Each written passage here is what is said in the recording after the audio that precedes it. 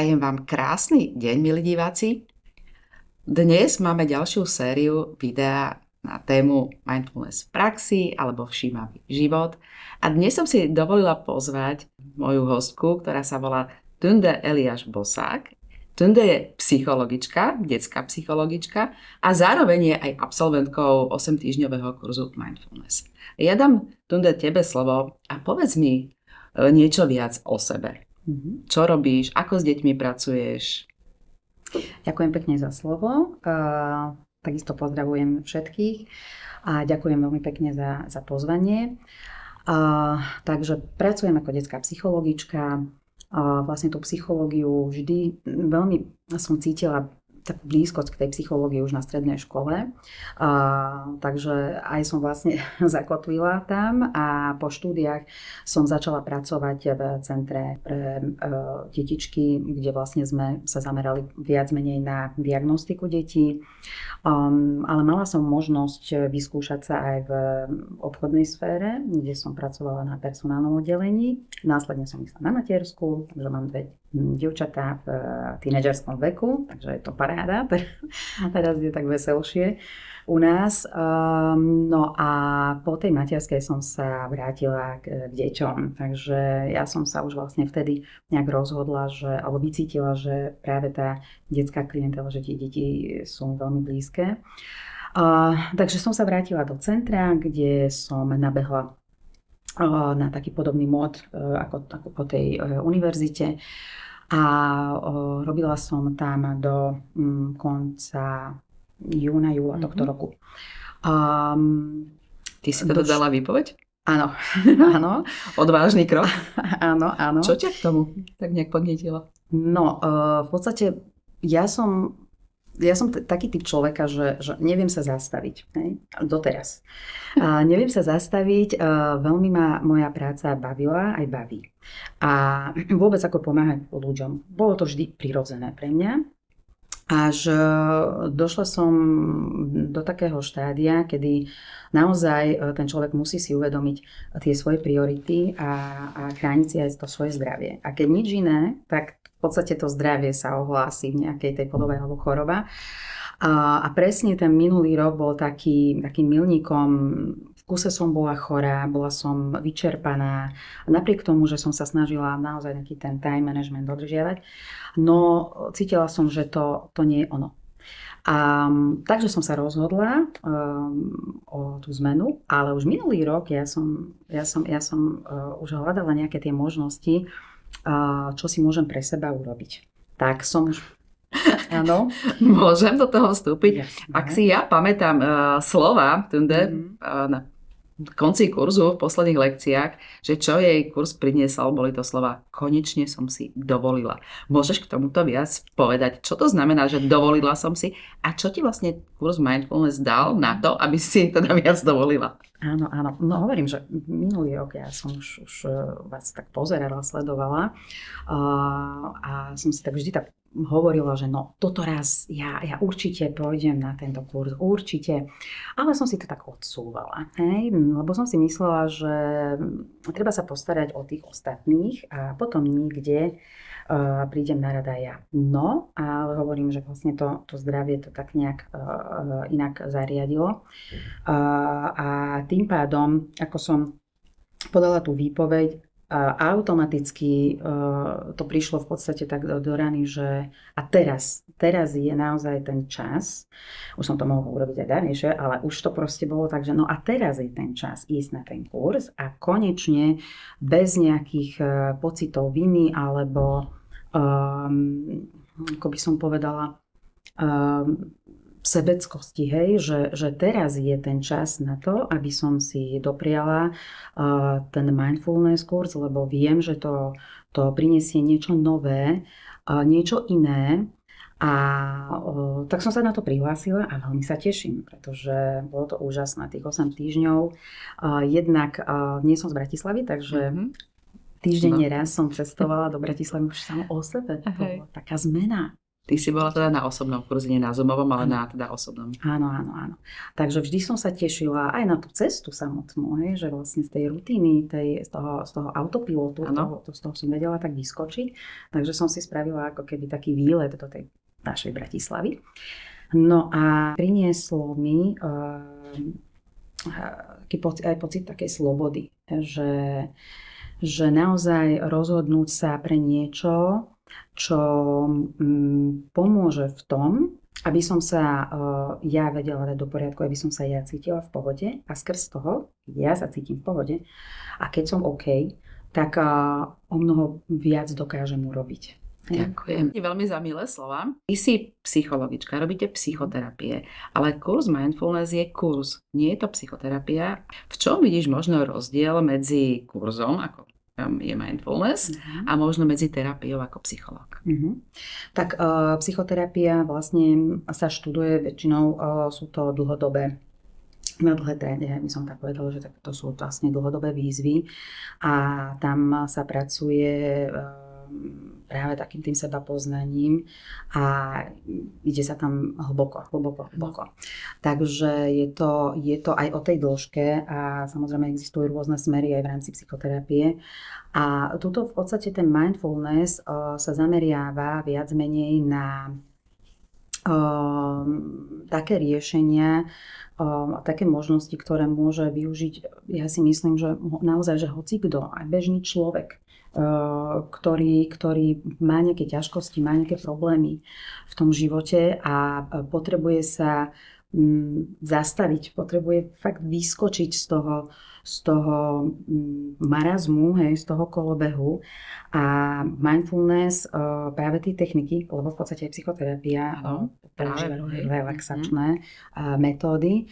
Takže je tam veľa tej podoby, čo si myslím, že je fajn, len si myslím, že pre toho človeka je dôležité možno v takom krátšom čase vedieť dať nejakú tú techniku konkrétnu do ruky, ktorú môže sám aj vlastne na sebe vyskúšať.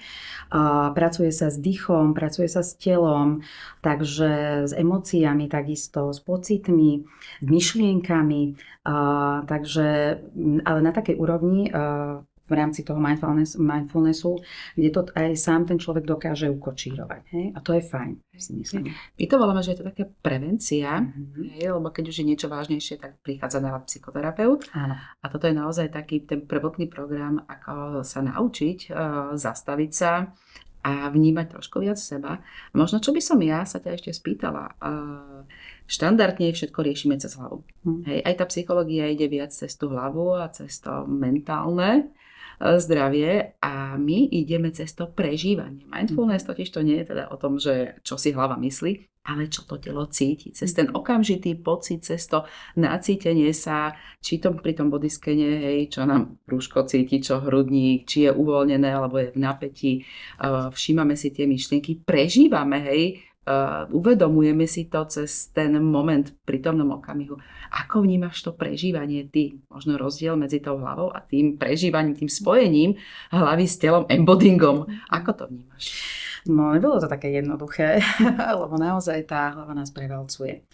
A hlavne tie myšlienky, tie prichádzajú a často tam proste ostávajú a veľmi, veľmi sa mi páčilo v podstate aj na tom kurze a to dodnes mi rezonuje. Aj podľa mňa to tak aj ostane. Práca s tými myšlienkami, že keď prichádzajú tie myšlienky, tak ich prijať, nevyľakať sa tých myšlienok, lebo tie myšlienky nás vedia odradiť, naozaj vylakať, vystrašiť a stopnúť aj v istých zmenách. Takže nenechať sa nejakým spôsobom vystrašiť tými myšlienkami, ale poďakovať sa, že prišli tie myšlienky a povedať dovidenia myšlienka. Ahoj myšlienka, dovidenia myšlienka. Áno, presne tak, áno. Hej. Ale nie je to také jednoduché, takže vyžaduje to naozaj takú disciplínu, tréning. Na druhej strane oplatí sa do toho investovať ten čas. A človek aj vlastne takýmito technikami dokáže zmapovať práve to svoje telo že kedy ako zareaguje v istých situáciách a ľahšie sa stres strávi aj ten stres. Akože ľahšie, pomáha to veľmi aj napríklad v istých situáciách náročných, kedy človeka prípadne úzkosť alebo vo vzťahoch, keď proste v rámci tých hádoch, keď máme nejaké problémy, ťažkosti, tak dokáže nás už len taký zvedomelý nádych a výdych troška zastaviť, stopnúť a nemusí tam dojsť k takej tej akcii, reakcii. Že naozaj vo veľa prípadoch dokáže toho človeka ako keby tak upokojiť to zvedomovanie si práve. A hlavne mne čo ešte pomohlo, tak aj v sústredení sa, lebo som bola strašne roztržitá. Chcela som všetko naraz. Čo ti to pomohlo, to sústredenie? Jak by si to popísala? V podstate, keď som niečo robila, tak a mala som nejakú úlohu, napríklad pri písaní správ, tak mala som pocit, že tie myšlienky mi utekajú. No, že vlastne 3-krát som si musela prečítať tú istú vetu, čo som napísala. A to ma zdržiavalo práve, že? Takže niekedy si myslíme, že 3 veci budeme robiť naraz. Tak to je super, áno, takže to je výborné, aký sme dobrí. Ale nás to zasíti, nás to práve, že rozkúskuje, ako keby, že nič nevieme tým pádom dosť dobre urobiť. Ani dosť dobre, že urobiť. A stresuje nás to, pretože tá pozornosť skáče, jak taká, keď si zoberieme taká žaba, ktorá skáče z jednej strany na druhú a vlastne nás to unaví. Áno, potom sme z toho frustrovaní, potom sme z toho nahnevaní, vyčerpaní a sme tam, kde nechceme byť. A ten výkon zase s tým výkonom nebudeme spokojní. Viem, že teraz veľmi sa sústreďuje na ten výkon, čo tiež vlastne možno na ďalšiu tému, alebo na ďalší krát, ale naozaj cítime taký tlak, taký pres z každej strany. Výkon je presne o tom, že dokážeme byť 100% výkonný chvíľu a potom to telo zlyhá a prichádzajú problémy. Ja by som sa ešte spýtala, ako psychologičky. Psychológia je naozaj tá racionálna veda. Mindfulness meditácie alebo meditácie sú často smerované do nejakej spirituálnej témy, čo nie je pravda, hej? Lebo mindfulness meditácie sú naozaj civilné. Ale ako ty to asi vnímala, že sa posadíš a 10-15 minút strávíš v tichosti s meditáciou, či už bodyscanu alebo s myšlienkami. Ako si to vnímala? Čo ti to prinieslo? Bolo to veľmi príjemné. Pretože ono to presne, že veľa vecí sa snažíme riešiť tou hlavou, ale zabúdame na to, že ako to vlastne to naše telo celé prežíva, ako reaguje to naše telo na to, že my sa unavíme, vyčerpáme a tie signály to telo nám dáva, často si to teda neuvedomujeme až neskoro. A preventívne veľa vecí sa dá urobiť, napríklad pomocou aj toho mindfulnessu, aj tie meditácie. A hovorím, že rôzne techniky používa práve aj meditačné techniky, relaxačné techniky, prácu s telom, s dýchom, ukotvením. Takže aj psychológia, a ja si myslím, že to takto má byť, že to má byť prepojené. Každopádne vyžaduje to nácvik a takúto disciplínu, že teraz toto idem pre seba si urobiť a vyhradím si ten čas, aspoň tých 10 minút. Prejdeme možno takým záverečným slovám. A ty si vlastne na začiatku sme sa bavili, ty si povedala to dovoliť si. Aj toto je vlastne niečo dovoliť si. Tak mi ešte porozprávaj, čo pre teba, ja si pamätám aj ten príbeh, keď chceš, môžeš ho tu povedať. Okay. Čo znamenalo to dovoliť si? Ja, matka, žena, som si dovolila niečo spraviť pre seba. Tak to sme, áno, ten príbeh, to bol taký možno aj vtipný, ale je to tak. Podľa mňa každý máme v živote niečo také, čo v podstate chceme dlhodobo urobiť a neurobíme to, alebo nás to ani nenapadne, alebo však na čo. No a v mojom prípade to bolo tak,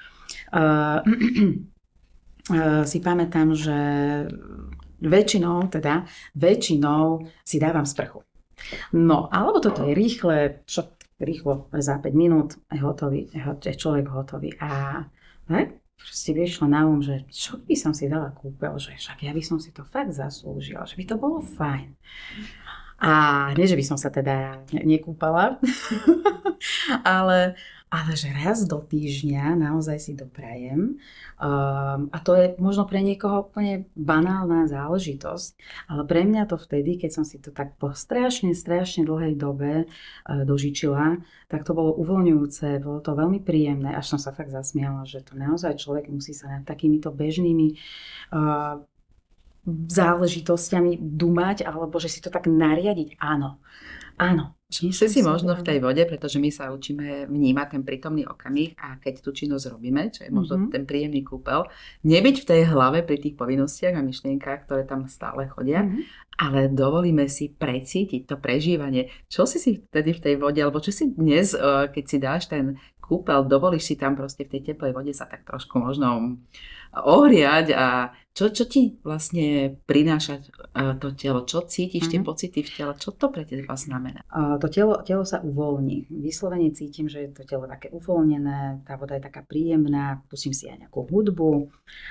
Vtedy deti vedia, že mamina je v kúpeľni, že kontrolujú ma, že či som OK, či som v poriadku, lebo pre ne to je tiež zvláštna záležitosť. Teda, že mamina sa zavre v tej kúpeľni. No je to každopádne uvoľnenie toho tela a tie myšlienky sa snaží naozaj vypustiť a cítim ako keby v podstate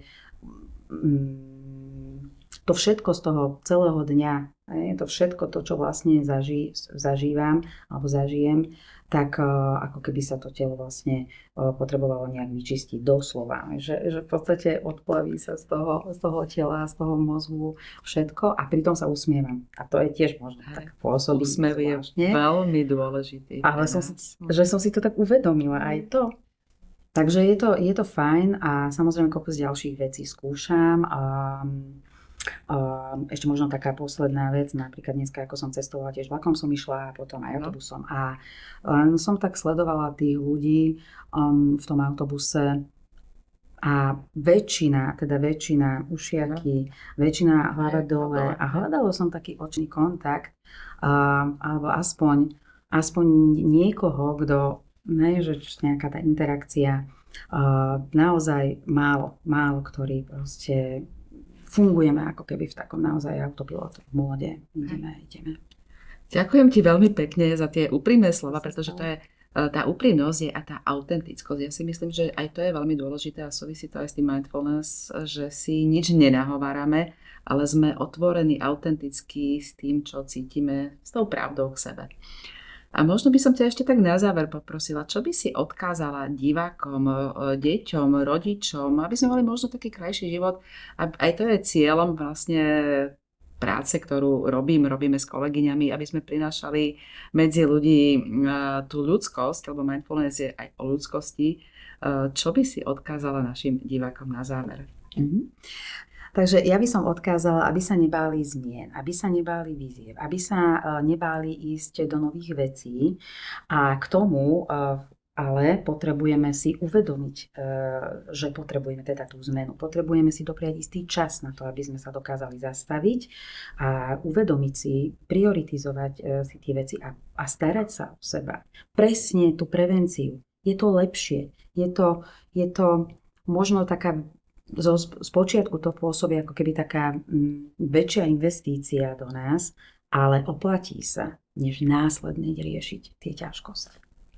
Ďakujem ti veľmi pekne za to, že si bola dnes mojím hosťom, že si prišla, že si porozprávala tie svoje zážitky a prežívanie, ktoré si teda zažila počas kurzu Mindfulness. A vážení, milí diváci, ja by som vás veľmi pekne chcela poprosiť, ak sa vám naše videá páčia, dajte im like, staňte sa odberateľom nášho kanálu, pretože budeme prinášať ďalšie a ďalšie videá ľudí, kde vás budeme informovať o tom, čo ten mindfulness v praxi znamená, že to naozaj nie je len teória, ale že to je cesta k krajšiemu, vedomejšiemu, šťastnejšiemu životu.